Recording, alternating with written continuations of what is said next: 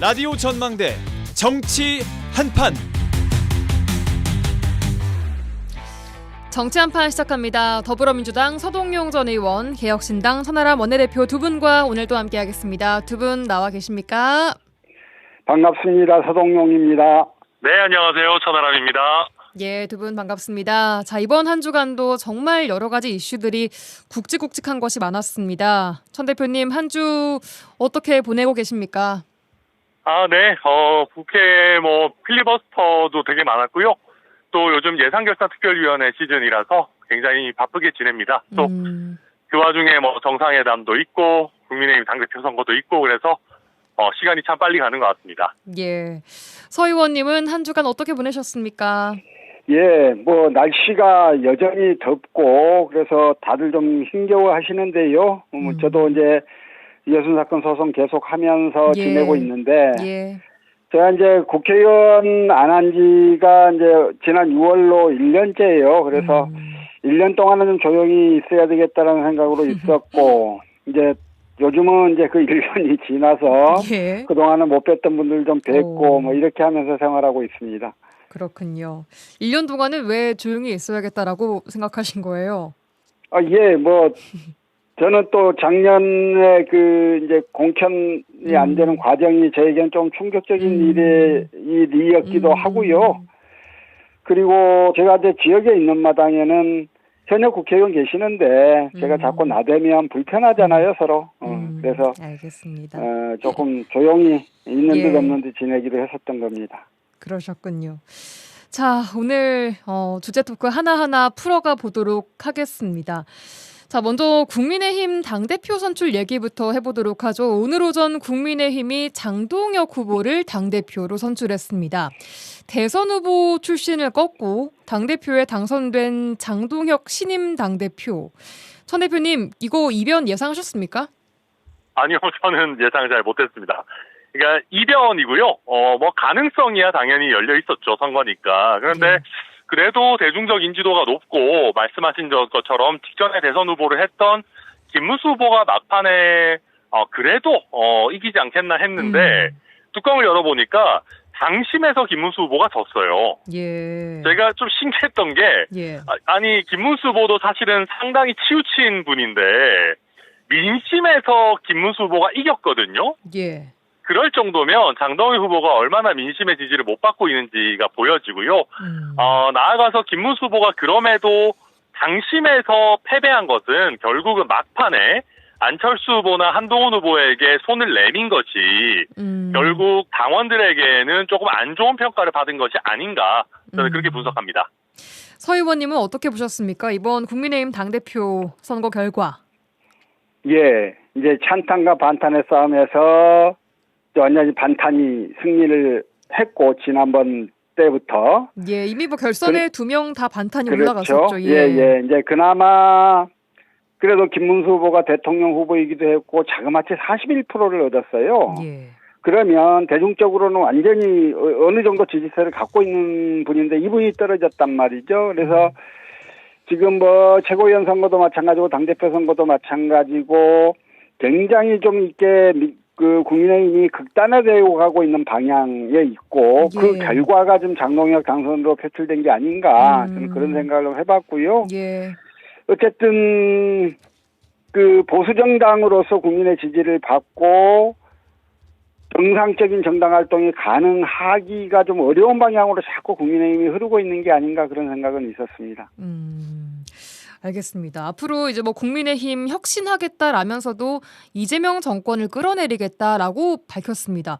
앞으로 이재명 정부와의 관계는 어떻게 되는 걸까요, 천 대표님? 네, 지금 강대강 대결로 무조건 갈 것 같고요. 오늘 내놓은 메시지 중에서도 제가 좀 재밌게 봤던 것이 바뀐 미디어 환경, 아마 유튜브로 이야기하는 걸 텐데 그런 거 덕분에 이겼다 이런 표현을 쓰더라고요. 예. 그런 걸 보면 결국 중도 확장적인 그런 모습으로 나아가기보다는 굉장히 강성 지지층 또 강성 팬덤에 기대 가지고 이재명 대통령과 선명성 대결 그리고 선명하게 각을 세우는 그런 길로만 계속 갈 것 같습니다. 근데 이게 정치인들끼리 싸우고 지지고 볶고 하는 거야 별 문제지만 이게 그 과정에서 대화와 타협이 사라지고 또 여러 가지 설익은 법안들이 마구잡이로 통과되고 이렇게 되면 국민들의 피해가 되거든요. 그래서 대한민국 정치가 당분간 더 안 좋은 모습을 국민들에게 많이 보여드리게 되지 않을까 그런 걱정이 됩니다. 예, 전 대표님 뭐 전환길 씨 공천 논란도 이게 있었는데 이것도 이제 가능하게 된 걸까요? 네. 그렇게까지 갈지는 잘 모르겠어요. 왜냐하면 저는 전환길 씨가 정치인이 되기보다는 보수의 김어준 씨 같은 역할을 하기를 원한다고 생각합니다. 예.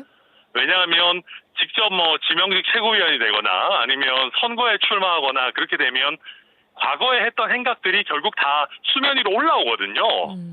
그걸 정당도 정당이지만 본인도 못 견디지 않을까. 그래서 장동혁 이제 당대표죠. 당대표가 굉장히 요즘 강경하긴 하지만 그런 그 정도 머리가 없는 분은 아닐 것 같거든요. 저는 전환길 씨가 약간은 토사구팽 당하는 그런 형국으로 이어지지 않겠나 하는 생각도 해봅니다. 서 의원님은 어떻게 보십니까? 예, 일단 이제 장동혁 당대표가 퇴임하자마자 제1성이 내부 총질을 척결하겠다 이렇게 이야기를 하면서 예. 당 내에 대해서도 강경한 입장을 표명을 했고 그다음에 이재명 정부 끌어내리겠다라고 하는 이야기도 해서 예. 일단 뭐 이제 국민의힘과는 악수단하겠다는 민주당 정청래 대표하고 두 분이서 정말 극단의 그 강대강 대결을 할 걸로는 보여지고요. 예. 당분간 이 패스는 계속 좀 유지하고 갈 걸로 보이고 예. 장동혁 대표의 정치력이라고 하는 것도 아직은 확인된 바는 없는 것이기 때문에 예. 그 국민의힘 상황은 조금 더 지켜볼 수밖에 없지 않을까 싶습니다.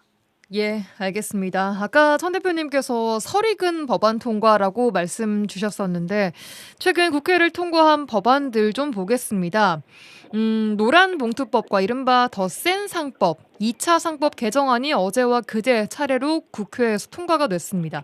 우선 노란봉투법부터 보겠습니다. 그러니까 노동자가 파업을 했다고 해서 기업이 거액의 손해배상이나 집 가압류로 압박하지 못하도록 하는 노동조합 및 노동관계조정법 개정안인데 자, 천 대표님, 개혁신당 의원 세 분 모두 반대하셨죠, 여기에는? 네, 그렇습니다.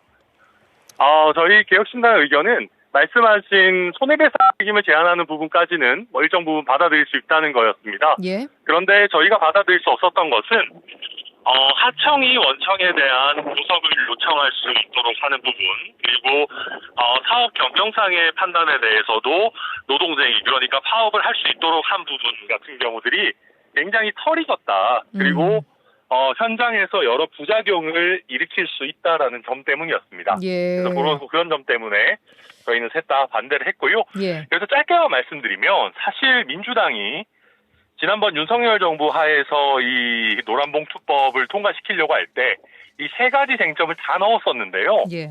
그때 민주당도 사실은 협상용으로 세 가지를 다 넣은 것이고 노조나 조합원에 대한 손해배상 책임 제한 정도만 받아들이는 정도로 예. 협상이 가능하다라는 어떤 물밑 대화들이 실제 있었습니다. 예. 근데 그럼에도 불구하고 이번에 민주당이 굉장히 좀 무리하게 세 가지 쟁점을 전부 다 게다가 충분한 검토도 없이 밀어붙이기 식으로 넣어가지고 경영계나 특히 유럽 또 미국의 상공회의소 같은 데서도 심각한 우려를 지금 표시하고 있는 상황입니다. 예. 어쨌든 이번 법안에 대해서 작용보다는 반작용이 더 크다라고 판단을 하셨던 거죠? 그럼요. 지금 로봇 주식이 올라가는 거를 우리가 굉장히 안타깝게 그리고 중요하게 봐야 되는 것이고요. 지금 사업 경영상 결정에 대한 파업 이런 게 얼마나 웃기냐 하면은 제가 경제부총리한테 그런 거 물어봤어요. 이제 대통령도 미국 가시고 해서 오늘 현대차도 미국 투자 늘리겠다라고 해서 뭐 계속 투자 많이 하고 있는데 예. 그러면 만약에 국가 간 합의를 통해서 미국의 투자를 늘려야 된다라고 할 때 그것을 노동조합 입장에서 반대해서 파업을 하면 어떡하냐. 그럼 기업들은 샌드위치 시세에서 어떡하냐라고 물어봤을 때 답이 없어요. 그러니까 노조가 국익을 고려해서 합리적으로 판단해 줄 겁니다. 그런 식으로 얘기하는데 그건 말이 안 되는 이야기거든요. 예상되는 여러 부작용에 대해서 준비를 해야 되고 심지어는 고용노동부 산하의 중앙노동위원회라는 국가기관이 있는데 예. 거기서도 지금 6개월만 경과 규정, 그러니까 6개월의 준비 기간 둔 거는 예. 너무 짧다. 우리 업무 준비도 충분하게 안 될 것 같다. 최소 1년 있어야 된다라고 했는데도 그거조차 무시하고 강행 처리를 했거든요. 그런 것들 보면 지금 선의로 법안을 만든다 하더라도 여러 부작용이나 어떤 모순되는 지점 이런 것들을 잘 잡아내지 못하고 있습니다. 서동용 의원님, 천하람 원내대표님 말씀 어떻게 들으셨습니까? 예, 저는 뭐 총체적으로는 노란봉투법이 꼭 있어야 할 법이고 예. 좀 제정된 게 늦었다라는 생각을 갖고 있기 때문에요. 예. 전체적으로는 지금 천하람 대표와는 생각이 반대의 지점에 있긴 합니다. 예. 이제 이번 내용에서 가장 중요한 게 실질적인 그 노동 조건, 고용 조건을 결정하는 원청은 뒤로 빠져 있고 별로 힘도 없는 하청업체 사장과 또 하청업체 노동자들 사이의 분쟁, 이 분쟁이 일어나기만 하면 원청은 가만히 있다가 하청 노동자들에게 수백억, 수십억의 손해배상 청구를 해왔던 게 지금까지의 그 진행되어왔던 그 내용들 아니겠어요? 근데 이제 이 부분의 부당성들을 이야기를 하면서 실질적인 노동 조건을 결정할 수 있는 원청과 하청업체 노동자들이 직접 교섭하고 예. 쟁의의 상대로 삼을 수 있도록 하는 내용. 예. 그 다음에 이제 그 위법 쟁의에 대한 손해배상 청구를 지금까지는 부진정 연대 책임이라고 하는 말 하에 누구나 참여하는 사람들은 다 수십억 수백을 한꺼번에 다 책임지도록 했는데 이제는 귀책사고 이유와 기회도에 따라서 개별적으로 책임 범위를 정하도록 하는 것. 이 두 가지가 가장 핵심적인 내용이었던 거고요. 지금 천하람 대표가 말씀하시는 사업계획영상 결정에 대한 파업 가능. 이거는 사실 지금까지도 많은 논의가 있어 왔는데 예. 그 헌법이 정하고 있는 노동상권인데요. 사실 임금의 액수에 대해서만 다툴 수 있게 하고 그 밖에 그 노동자들의 고용 조건, 뭐 고용 환경이나 여러 가지 것들을 좌우할 만한 사업자의 행위에 대해서는 어떤 것도 쟁의 대상으로 삼지 못하도록 해왔던 것이어서 예. 그게 너무 부당한 거였거든요. 그래서 그 범위를 넓힐 필요가 있다라고 하는 주장은 오래전부터 있어 왔었고 이번에 이게 좀 들어간 건데 예. 아까 천하람 대표가 말씀하신 해외로 가겠다고 하는 기업 뭐 그런 문제가 있을 수는 있습니다만 이 사업계획영상의 결정을 쟁의의 대상으로 함으로써 나타난 문제들 중에 조금은 극단적인 사례에 해당하기 때문에 그 문제를 가지고 이걸 비판하기는 좀 그럴 것 같고요. 근데 충분히 발생할 수 있는 문제 아니겠습니까? 많지 않아요. 많지 않고요. 그 부분에 대해서 사업주가 그런 필요가 있으면 노조하고 계속 대화하고 협의하면 돼요. 그 어떤 대화도 먹히지 않고 무조건하고 반대만 하는 노조라고 하는 인식이 머릿속에 있기 때문에 그런 걱정을 하는 게 아닌가 싶은 생각이 저는 있습니다. 예. 어쨌든 합리적 대화와 토론을 통해서 협상을 통해서 해결할 그걸 좀 넓혀주자라고 하는 의미이지 이게 오로지 강정일변도 투쟁일변도의 노조들을 더 강화시키는 이런 법은 아니다. 저는 그런 생각을 하고 있습니다. 알겠습니다.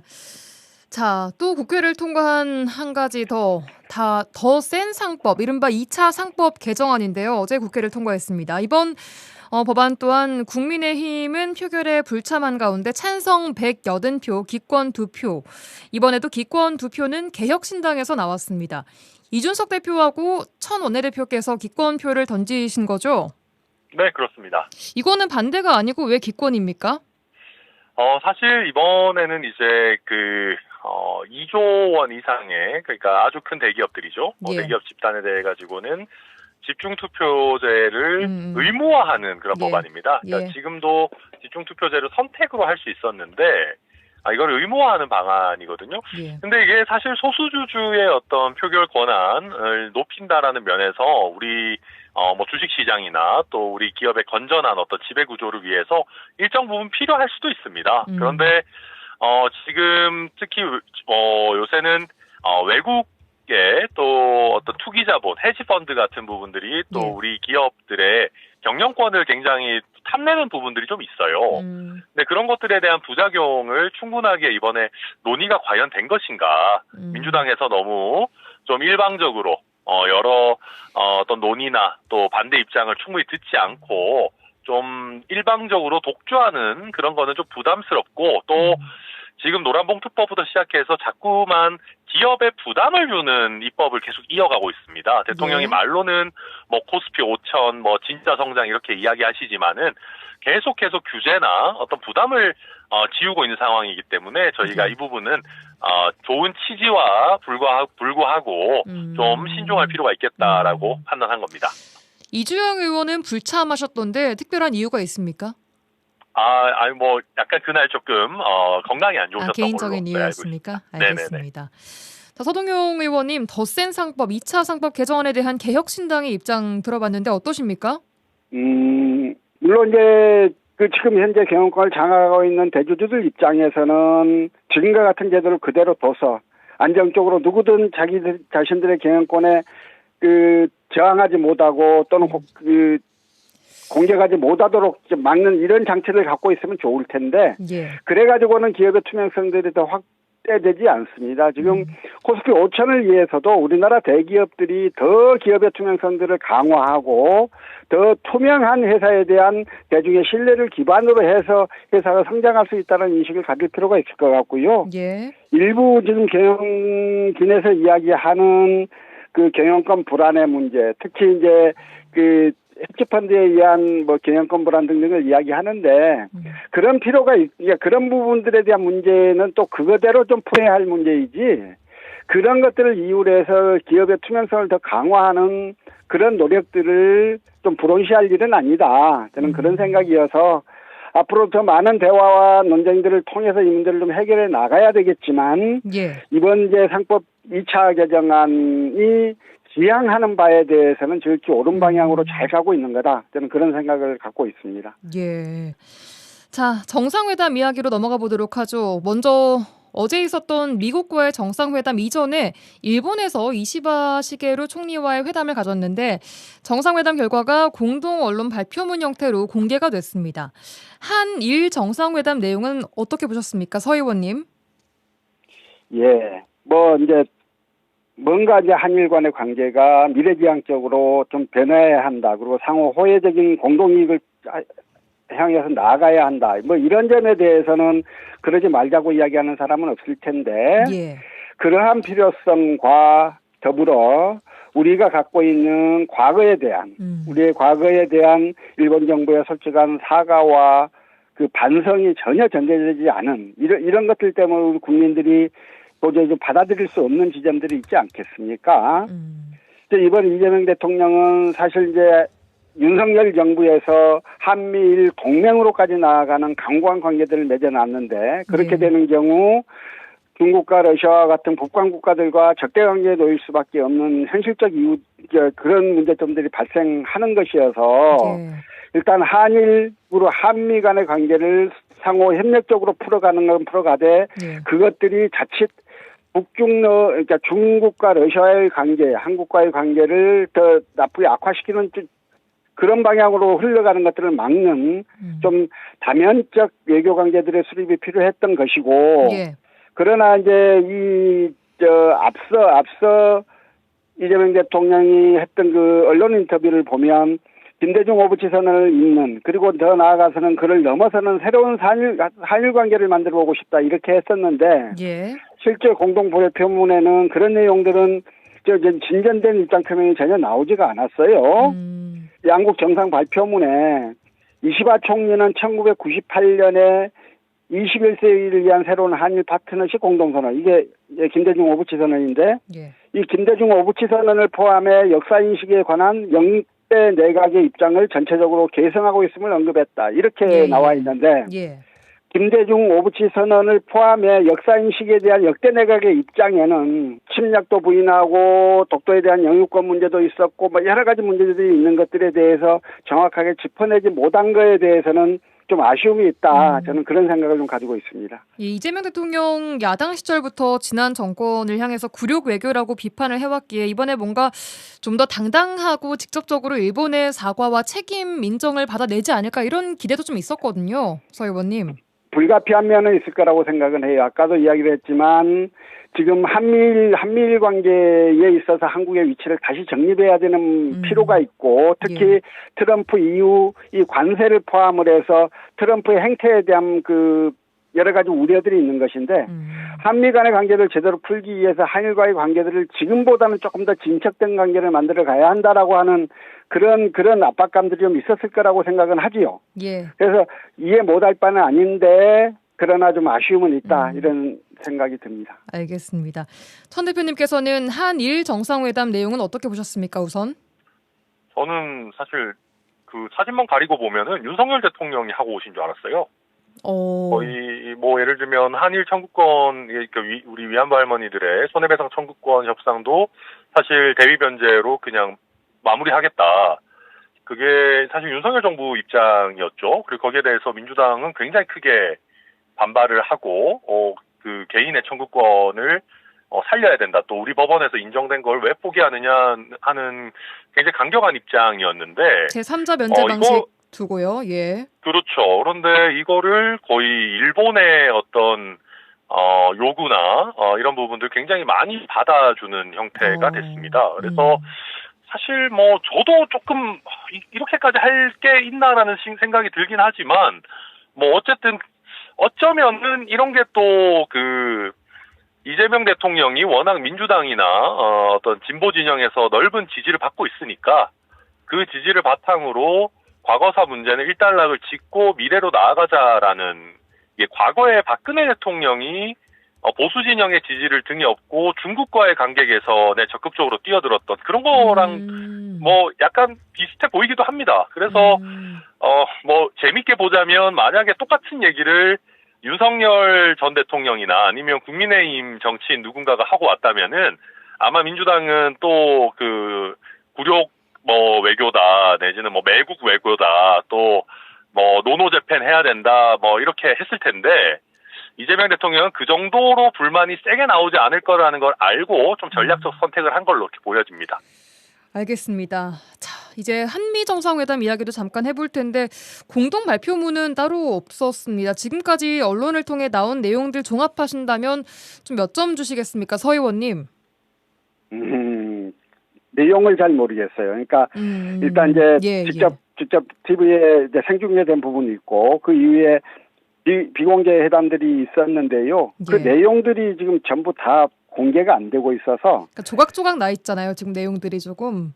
근데 이제 어떤 게 맞는지 잘 모르겠더라고요. 워낙 분산되게 이렇게 보도들이 나오고 있어서 그래서 전체적으로 점수를 평가하기는 저는 조금 어려움은 있고요. 그러나 이제 지난번에 젤렌스키 불러서 트럼프가 했던 그 말도 안 되는 그 행동들 우리가 그런 것들을 기억하고 있는 우리로서는 사실 이번 정상회담의 시작 단계에서 얼마나 좀 또 모멸적 상황이 올까에 대한 우려들이 있었는데 다행히 그런 부분들은 크게 있지 않았고요.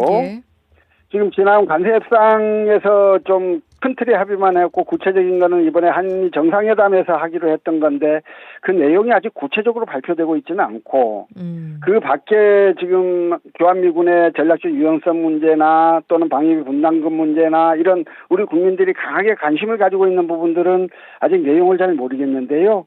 이런 것들은 좀 내용이 나오는 걸 봐가면서 좀 평가를 하거나 그럴 수밖에 없을 것 같습니다. 알겠습니다. 천 대표님께서는 좀 종합해 보셨습니까, 내용들을? 네, 근데 아직 저도 서 의원님하고 비슷한 게 롤러코스터에 타 있는 것 같아요. 그러니까 우리가 이제 롤러코스터에 대해서 점수를 매기려면 이제 내리고 이 놀이기구가 재밌었다 이런 평가를 할 수 있는 거 아니겠습니까?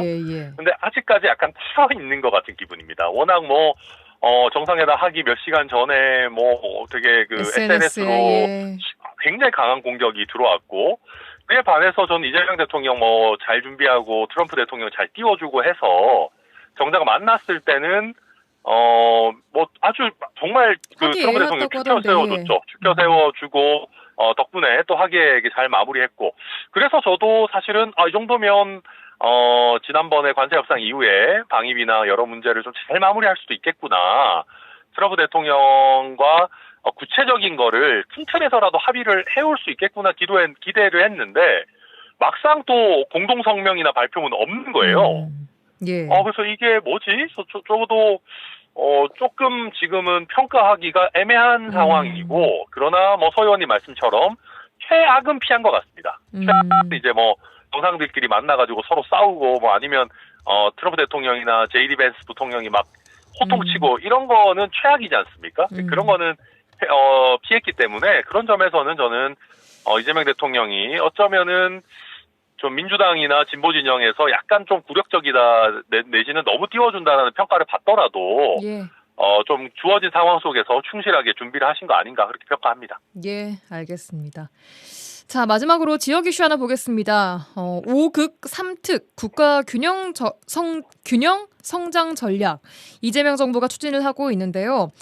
광주 전남 특별지방자치단체를 위한 출범식이 내일 열립니다. 이거 어떤 기대를 해볼 수 있고 또 어떤 과제가 남아있다라고 분석하십니까? 서동용 의원님. 이게 뭐 정부의 성장 전략이 이왕 나왔으니까 광주 전남에 그에 호응해서 또 발빠르게 이렇게 움직이는 건 뭐 당연히 할 수 있는 일이고 맞습니다만 예. 사실 이제 과거에도 비슷한 것들이 시도됐다가 실패한 경우들이 많습니다. 그런데 부울경 특별연합도 자초됐었고요. 우리가 뭐 방향은 그쪽으로 가야 된다라고 하는 건 알겠는데 문제는 좀 더 구체적으로 어떤 내용을 어떻게 풀어갈 것인가에 대한 그 내용 협의를 하고 그 내용을 발표하면서 특별지방자치단체 출범을 같이 선언하면 좋겠는데 지금 이번에는 내용은 없이 지금 일단 출발 이루고 있는 거예요. 그래서 좀 더 섬세하고 명확한 목적, 사무 범위와 권한 이런 것들을 좀 명확히 하고 또 그 리더십을 어떻게 세워나갈 건지, 주민들의 참여, 이걸 어떻게 할 건지, 의회와는 어떤 관계를 형성할 건지 등에 대해서 좀 더 구체적인 그 계획들이 좀 빨리 나와야 할 거다. 지금과 같은 모습으로는 그 성공에 대한 기대를 갖기보다는 우려의 시각도 좀 더 클 수밖에 없는 것 같다라는 생각입니다. 알겠습니다. 천 대표님은 어떻게 보셨습니까? 저는 행정통합은 피할 수 없는 뭐 흐름이라고 봅니다. 그래서 예. 우리가 조각조각 나뉘는 것보다는 어쨌든 좀 단체장들도 조금 더 큰 규모에서 광역 전략을 세울 수 있도록 해주는 거 필요하다고 보고요. 예. 큰 흐름은 잘 잡은 것 같은데 제가 걱정하는 거는 예. 전남 동부권에 관한 전략이 너무 없는 것 같아요. 지금 보면 이제 호남권 전략이 대체로 광주와 또 약간 서부권에 요즘 특히 또 이제 재생에너지 관련한 그런 예. 부분에 많이 초점이 맞춰져 있는 것 같은데 동부권은 또 다 다른 이슈들이 있거든요.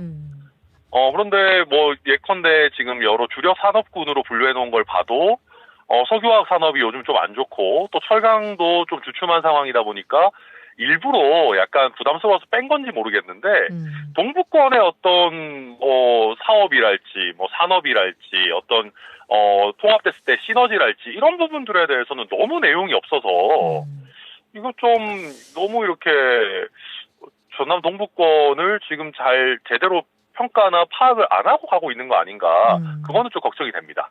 알겠습니다. 우려의 시선까지 함께 전해주셨는데요. 내일 출범식이 열리니까 거기 추가적으로 내용이 나올지 좀 지켜봐야 될 것 같습니다. 오늘 여기까지 듣겠습니다. 더불어민주당 서동용 전 의원, 개혁신당의 터나라 원내대표 두 분과 함께했습니다. 두 분 고맙습니다. 수고하셨습니다. 네, 감사합니다.